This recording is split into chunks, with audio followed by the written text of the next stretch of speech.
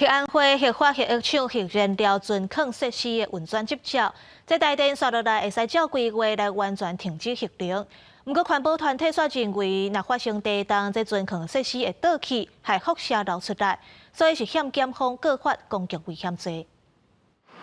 市提告人控告台电董事长蔡文生、甲核安会主委陈明真，也有相关的工作人员，款团来到台北地检署提告，认定为核安会虽然已经核发核医厂用过核主燃料的大小储存设施运转执照，予台电下当将反映其路线内的电表全部刷出，进行除役作业。不过，若台湾发生大地动，这个大小储存设施有可能会倒去，造成辐射泄漏，会予全台大地核安危险。安会也好，台电也好，说我不知道啊，我不知道会有那么严重啊。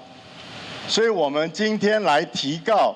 主要就是告诉检察官，检察官这个把它正式立案，然后去调查我们政府官员。款团提告公共危险罪，要求台电要重新检验评估大小储存设施的安全性，更新安全分析报告。核安会也要严格监督。对此，核安会表示，一切拢是依法行政，无问题。一切都是合法，没有说所谓的他们讲的说什么，它是除役必须要的设施啊，